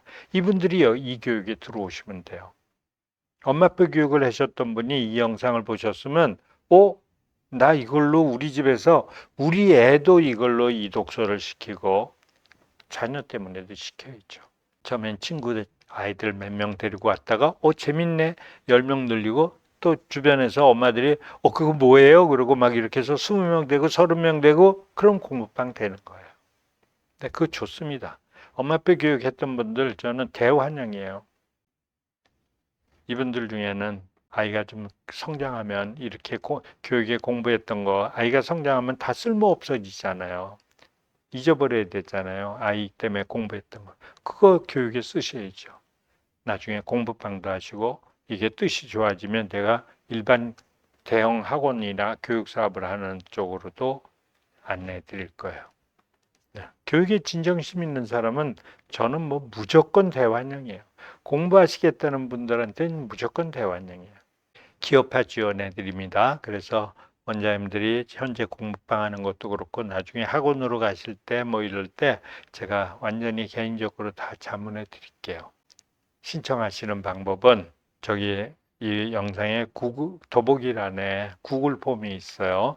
구글 폼에 거기 몇 가지의 원장님에 대한 간략한 소개를 좀 적어달라고 드린 게 있습니다. 그 구글 폼을 써주시면 저희가 개별적으로 연락을 드려서 그 중에 해당되시는 분이다 그러면 서둘러서 연락을 드리고 그분들 중에 선착순 전국적으로 100분 정도한테는 아주 또 다른 큰 선물을 좀 드려요.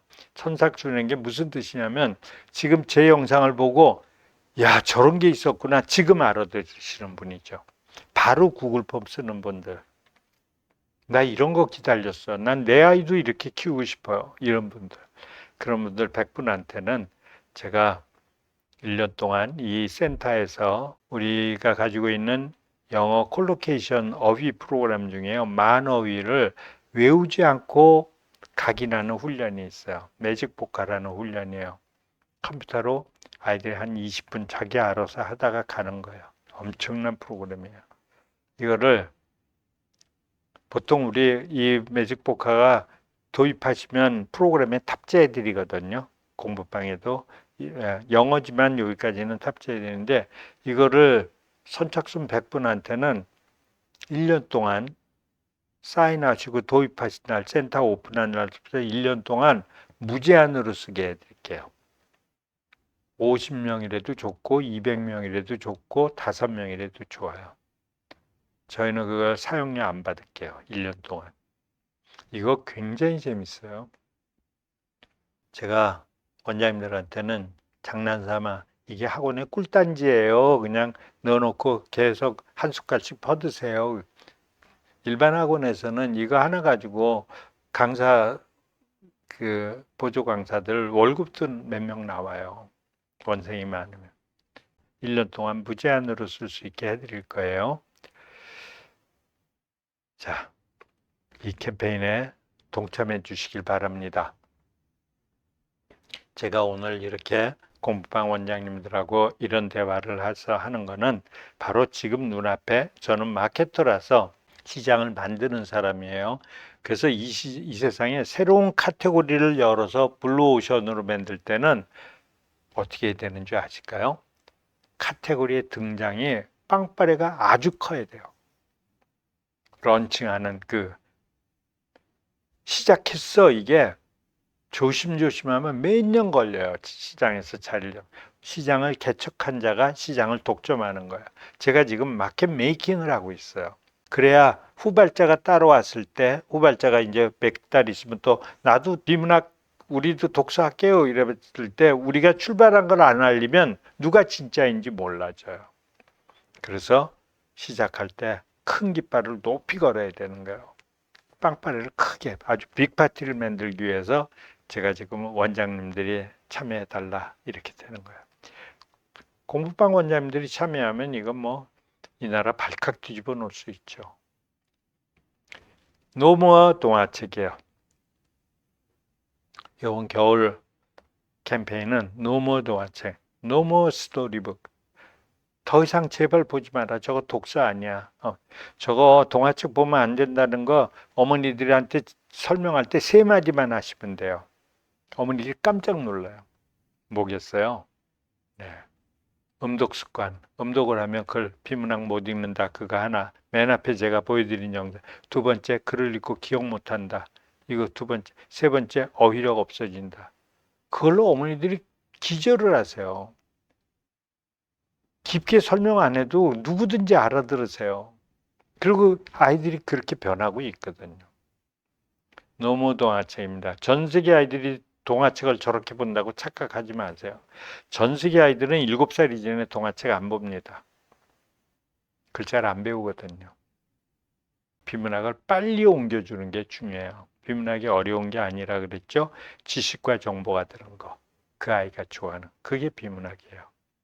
스터디포스 주니어 멤버가 되시면 원장님들한테 이 멤버가 되시면 원장님들이 여태 하셨던 공부방의 그 생각이 완전히 터져요.